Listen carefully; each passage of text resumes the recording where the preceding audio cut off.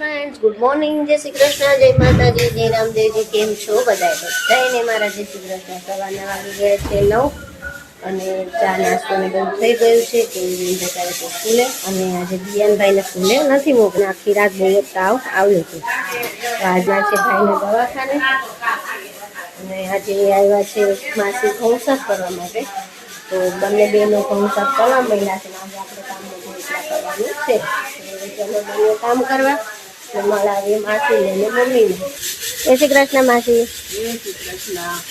જય શ્રી કૃષ્ણ મમ્મી બે બેનું ઘઉં ચાળવા માંડ્યા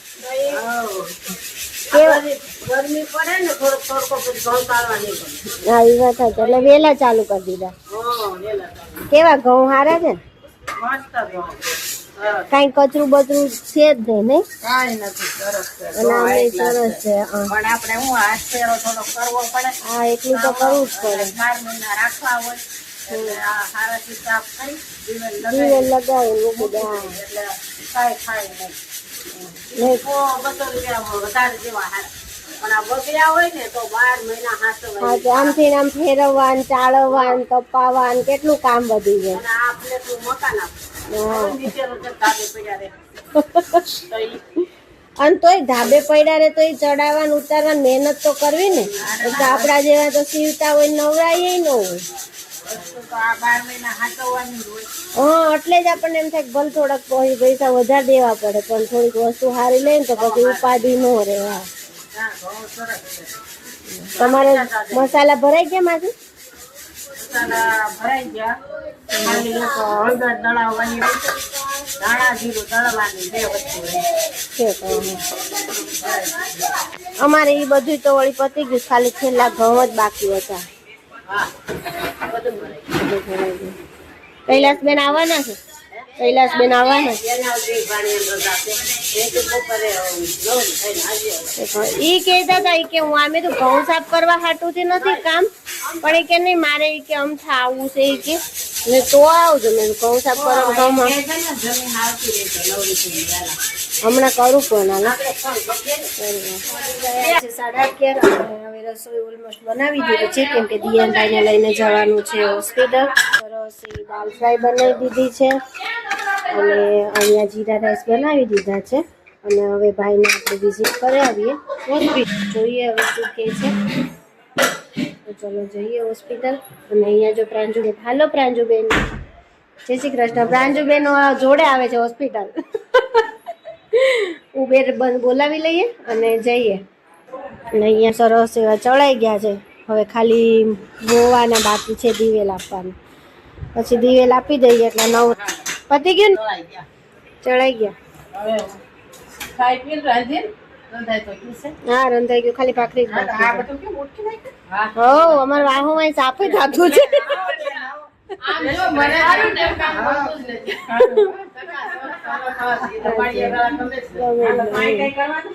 હાલો અમે જાય છીએ હવે હો મમ્મી હોસ્પિટલ છે અને અમે જઈ આવી ચલો નીકળીએ ઉબેર બોલાવી લઈએ ચલો હવે આવી ગયા છીએ હોસ્પિટલથી અને દિયાનભાઈને કરાવવા પડ્યા છે રિપોર્ટ દિયાને ક્યાં સોય મારી માધિકાને ને મારી દુખતું તું ઘડીક તો રોયો હાથ ખેંચી લેતો હતો એટલે ડોક્ટરે એવું કીધું કે તમારે ત્યાં ગમે ત્યાં રિપોર્ટ કરાવે તો પણ મેં તો હવે એકલી છું અને એ પછી નો રિપોર્ટ ને એવું લેવા દેતો એટલે અહીંયા જ કરી નાખો એટલે પછી અને પાછું એ એકલા મારાથી પકડાય નહીં ને 3 જણા થયા ત્યારે તો માંડ લોહી લેવા દે તો બહુ જ રોયો ઘડીક હા એટલે જ ને ઘડીક વાર તો બહુ રોયો હવે સાંજે પાછું જવાનું છે 5 થી 7 માં બતાવવા જવાનું શ્રીપુર એની જરૂર નથી પણ મારે પાછું જવું જોઈએ રિપોર્ટ બતાવે એટલે રિપોર્ટ આવી જાય ને એટલે કે તમે સાંજે આવીને રિપોર્ટ લઈ જાજો દવા લખાઈ જાય 5 થી 7 ના ગાળામાં ગમે ત્યારે તો હવે તો હું દીપકને ફોન કરીશ ને એટલે ઈ આવશે ને 6 વાગે કેમ કહીશ ને એટલે આવી જાય ને એટલે જઈ આવશું તમે લોકો જમી લીધું કેવું કેમ ભૂઈ ગઈ છે કોને ખબર એ કે મારે ઊંઘ આવે છે તમે કે આઈસ્ક્રીમ ખાઈને ઉડી ગયા ખાધું નહીં બધું ખાઈને પછી ખા એનો લોકો આજ હવારની કે મને છાતીમાં બોલ પાછી એવું કે માર મમ્મી આવે છે મેં કે મમ્મી આવે તો ઈ મારે ન ખાધું આના ઝડકા છે માં માં માં. કાંઈ નહીં, ચલો આપણે જમી લઈએ હવે, પછી થોડી વાર આરામ કરીને પાછું ઉઠીને જવાનું છે હોસ્પિટલ, તો ભાઈને લઈ જવા પડશે. ચલો જો રાઈસ ને દાળ ને બધું રેડી જ છે, જમી લઈએ. આટલા વાગી ગયા છે 4:30 અને અહીંયા ઘઉં મોવાનું ચાલુ થઈ ગયું છે. બસ બસ બસ ગોળ ગોળ ગોળ ન જોઈ. સાચી વાત છે, ખોટો બગડી જાય કા મમ્મી? હા તાકવા પડે જ ને. એક બેન મોવે છે ને એક બેન બગારા નાખે છે. અને ચલો મંડાણી સવારનું આની હાલો. હવે શું પીવો બોલો? ચા બનાવું, શરબત કે જ્યુસ? ચીકુનું જ્યુસ. ગરમીનો કોઈને ચા નથી પીવો તો બનાવશું હવે ચીકુનું જ્યુસ. તો ચલો બનાવી દઈએ. ચીકુના ગ્લાસ રેડી થઈ ગયા છે. જો અહીંયા સરસ થઈ ગયું છે. અને અહીંયા જૂના લાલ ચટક થઈ ગયા. દિવેલ પીવાઈ ગયું હોય ને. હવે એને શું કરવાનું છે? એની ઉપર ઓલા નાખી દેવાના નથી. કોથળી કે આની ઉપર કોથળી પોજવીને ઓલા દિવેલ નાખી દે. તો પણ જૂના ઘઉં ઉપર લઈ લેવાય ને. હવે છે ઝાઝા અને આ તો એક વખત દડો એટલા જ છે. બરાબર. લમણા દડાઈ જાય આટલા બધા ઉઠાવવાના. આ ઘઉંને કાઈ નહીં થાય. આપણે નો લઈ જાવે કાઈ નહીં, તમે જેમ કયો એમ હાલો. ઘઉંનો વિષય તો તારો ઓછો છે. તમે સો ત્યાં સુધી અમારો વિષય નથી, પછી અમારો જ વિષય રહે. હા, અહીંયા જો આ પેટી ભરાઈ ગઈ છે. હવે આને મારી દઈએ ધક્કો ખૂણામાં. ખૂણામાં હું તમારે ડીડીટી નાખવું છે એમ કહો છો? નાખી દીધી.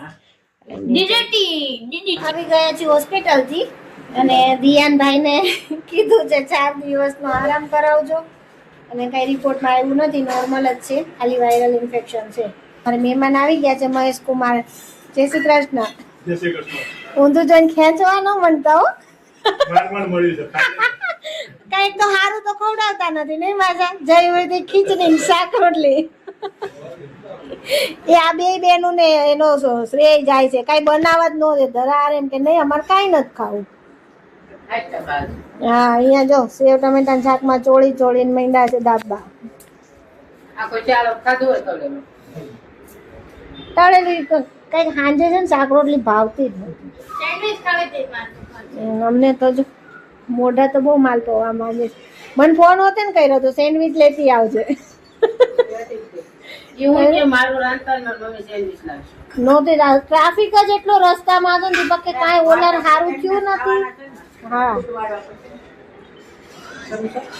લાવ દાળ ગરમ કરી દો. હાલશે કાંઈ નહીં, ચલો.